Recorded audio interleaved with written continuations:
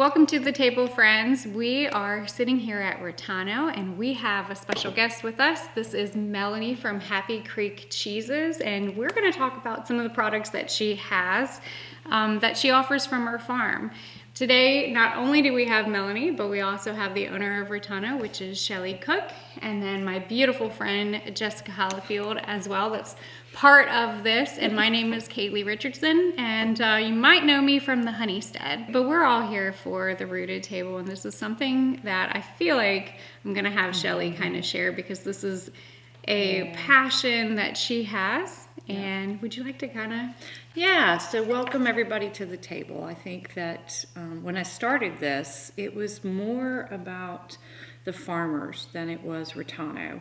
And we are a farm, but we wanted to expose what farms go through and how they can get their products to you. Because ultimately, the Rooted Table is not just about the farmers, it's about your health and how the farmers and what they bring to the table can really help you get healthier. And that's really what the table is about. It's about everybody organically finding their pathway to health, because health is a pathway. I don't know about all of you all, but I have grown in my health over the years. I have went through my 20s, 30s, 40s, and now I'm in my 50s. And what I have found is with each decade, I need to change what I do for my pathway to find health. But the one thing that has remained stable is that I have to have real food.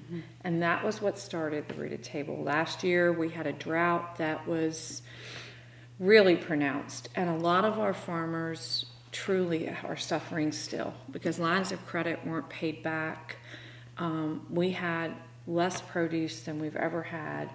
And I feel that the Rooted Table, what it's going to bring is your ability to find the farmers, the small farmers, that we can help to continue to grow and bring more produce and more products to you that are real food. Yeah, I agree 100%. And community is key. And I think too, I mean, it's all about the foundation. You know, Absolutely. It's the foundation of our health. It's food. You know, foundation of our community, and that health is giving them an outlet and giving them a place. And farmers just have what beautiful products you yes, have. which we are going to talk about too. But it's so hard. When we first started this, we had a horrible time. Jesse will tell you, just finding the farms. And I found one day I was like on the phone with her, and I was like, "Oh, I've hit the jackpot! I have all these farms," because they don't have the marketing money. Yeah. So they're solely dependent on word of mouth. And what a beautiful thing coming to the table is going to do, because it's going to put that in your hands, and it's going to put that in your hands. Yeah. So we're linking the table. The roots go deep. The roots go deep. And a lot of those farms that you sent, and they're right here, and I never heard of half of them. And Right. that's just so disappointing. I used to get the whey from as a byproduct and feed back to my pigs, which I owe you chickens, by the way. We barter here. Yes, we barter a lot. But you know, this was one thing that I was really excited. But you've got quite. First off, tell us about you. Like, tell us how you got here. So I'm a first generation farmer. I was adamant when we used to live in our first house we bought that I wanted to own a farm. I've always known I wanted to be a farmer. I just didn't know what kind. And so I've gone through many different types of animals, and one day I opened up Craigslist and there was an ad for a free goat. And so I was like, I'm getting a goat today. So I didn't have a barn, I didn't have fence, I didn't have anything but a 10 by 10 dog kennel. And I went to the farm, and the lady's like, you can't just have one goat. And I was like, well, I'm not supposed to buy a goat. And she's like, well, here's a second. So I drove them both back home in the back of my SUV, and we kept them on the farm. We would take them on walks around the property, and they lived in their little kennel. And then eventually my husband built the barn, and we put up fencing, and then that... once again, I was on Craigslist. It is. And somebody was getting out of the goat cheese business. Yeah. So I was like, well, what better way to have the goats pay for their own food than to open a goat cheese business? Well, what I didn't take into account was a lot of the red tape and the laws and stuff. So they don't pay for their food. They're just a wonderful addition. I love the goats. We went from 2 to 10 to about 50 and in the span of about 3 years. Wow. And now we milk them. We make all the cheeses. This year we're going to do some more bloomy cheeses like a Camembert. And I just actually made a giant wheel of just a hard cheese, it's a wine-soaked cheese essentially is what it's going to be. I know. That's what I was like. So I take a couple bottles of wine, warm them up, and I soak the wheel of cheese for about a week in it. Wow. And the flavor is fantastic. Oh, that would be so cool. I have a couple of really great mentors, but overall I'm YouTube taught. Everything I learned is from my couple of friends and online. And I didn't even know what goat cheese tasted like when I first started. I was like, so I was like, oh, this is about what I want to eat when I eat. So, Yeah. full of flavor, full of, just different. And everybody that tries it says that it tastes like. Oh, I love nothing your like. packaging Oh, too. thank you. Isn't that convenient? Yeah. So, if you want to just take it and go and you just, Yeah. So, It took me a couple years to find the right packaging for the smaller cups. Yeah, I love it. I love it. It's simple, but yet Yeah. elegant. the honey pecan, so she has a few different flavors. She's got the chive and onion, the garlic, but the honey pecan is probably one of my favorites. Yeah. Well, We and use if- local honey also. Oh, We use yeah. real honey, no sugar in any of them. Yeah, and I love that. I love the simplicity of it. Real ingredients. Yep. No Sourced preservatives. locally. We don't Right. use preservatives in them, so they might have a little shorter shelf life, but the health benefits are there. But again, it's real food. Yeah. And that's what as a Christian, biblically speaking, you go back to the Bible and it tells you the real food. Yeah. The real food and where it comes from. And it's very important. I think that is how we keep our health because disease, I was taught in nursing school, is dis-ease with your body. Yes. And your body becomes at dis-ease when it's processing things it doesn't understand. Yeah. Yeah, absolutely. And that's where a lot of the chemicals come into play, and that's where a lot of the dis-ease comes from. And I take a lot of my cues from Sue Becker. I'm not sure if you're familiar with her. She's a fresh milk grains speaker, and she has a lot of wisdom on healing your body and using food to do it. Yes. Her purview is grains and whole bread products. Yes. And then so I just kind of take her ideas and her wisdom, and then I try to apply it to my products. That's beautiful. Yeah, Beautiful. I love that. Yeah, and food is everything. And I mean, what better way to not only support other farms, but also enjoy this, and I think the dinner that we're going to be hosting here at Retano is going to be a huge hit. And I think everybody's going to love this. I really do. And I'm really excited that, this is something that's literally right down the road. I got to love on the goats. So, what is your struggles? Tell me what you struggle with. So primarily, we are not zoned for agriculture. So we can't have a farm store, so everything has to be off the farm sales. We bought a home, but it wasn't a farm. There was Understood. no anything. And what I had envisioned and what my husband had envisioned were two very separate things. So we split the difference and compromise. And so our property, it's wonderful, but it's not exactly what my future dreams are going to be. Right. Is it in an HOA?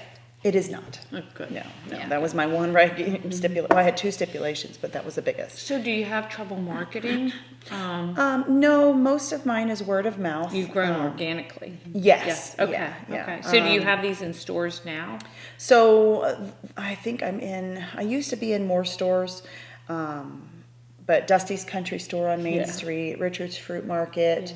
Well, of course, Retano is going to carry it because we're going to have actually a little farm store Right. And we're going to have products that when they come to Ratano, we hope to become more of a destination to support these farms. Mm-hmm. So we'll be glad to carry your cheeses Thank as well. you. Because I think part of it is getting the word out. Yeah, Growing yeah. organically is best, though, I have to say. Oh, Yeah, very. yeah. You know, and that's the part of the struggles, and this is part of where I really wanted the table, and what I want our viewers to know is that, you know, supporting these small farms. Do you ship? Will you ship? We can't ship the soft cheeses mostly Mm-hmm. because the shipping facilities are not refrigerated and not air conditioned. So it gets 150 degrees in the back of those vehicles, and this goes bad pretty quickly. Yeah. And it's cost prohibitive to Oh, be I able to understand. just do small batches. Yeah, we did dry ice. We shipped with that all the way to Texas because my niece wanted a candied apple that we had here. So That's something I could look into. yeah, that was you what know. we used was dry ice, and of course she paid for the shipping. But what I was going to say is you can always put the shipping costs if people really want your product. Right, right. That's a good idea. It's something that I was going to explore this year and see if it Yeah, was. dry ice know. is amazing. Yeah, yeah. But it's good, again, these are the problems that you have because bigger packers are able to afford to buy it in more bulk. Right. So shipping is a problem. So that's some of Yeah. the things that we're bringing to the table, and I hope some of the things that even viewers may be able to connect you with sources because the table, it's all about the roots Yeah, and yeah. it's all of us. And so it might not be anything that we at the table know, but the viewers may know, Yeah. or people that come to the farm may know. It's all about connections. But and when how we we're all first connected. opened, we opened November of 2020. COVID hit, and so I had to come up with a different solution. And that's where we came and started doing the wine soaked cheeses. And I went winery to winery to winery to winery, and I was like, I gave them my products, I gave them some ideas. We make feta, and Fox Meadow Winery stuck with us through thick and thin. We had some wineries donate bottles of wine so that we could just make some really good cheeses so that we had something to sell people. Farmers markets were shut down for, you know, like everything, all our avenues on year one were just taken from us. So thankfully my husband was able to supplement us with his income. And so year two comes around, people are still hunkering down.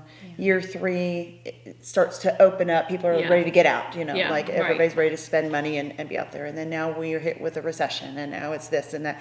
So the getting it in front of people was the hardest part. Yeah. I went from being in 2 farmers markets. This year I'll be in 10. And that's in Loudoun County, Fairfax County, Fauquier County, and Warren County, and Yeah. Frederick County. Wonderful. So I'm very excited. We have a lot of opportunities opening, and I've been approached by a couple of places in DC, but that's, you know, we're not there yet.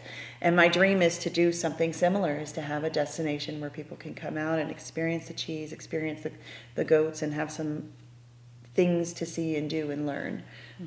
Yeah, I love that. And I think that's where, you know, for me as a person who I produce honey, but education I think is more important because anybody can sell a product, but it's your passion and your knowledge, and you don't know who's going to come to your table and actually look at it and be like, wow, you know, I could do this, or I could choose something a little bit better, you know, and purchase locally than getting something from the store. Exactly.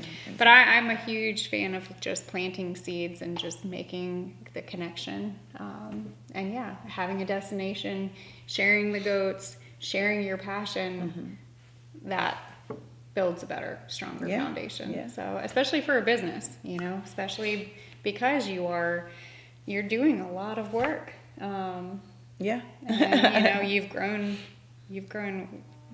rather, Exponentially. yeah, you Yeah. have. Over the years. And organically. Yeah. Yeah, and that's the best way. I mean, it really is, but there comes a point where farms just really can't break down the barrier. Yeah. And I think that's so important, and that's what the table is about, because we've got a lot of growers that just need to connect, you know, producers of whatever product, the goat cheese, the microgreens, the lettuces, the produce, the winter you know, we have producers that actually produce in the winter from greenhouses, but you don't know where they're at. We have struggled to find root vegetables. Yes. Yeah. You know, so Yeah.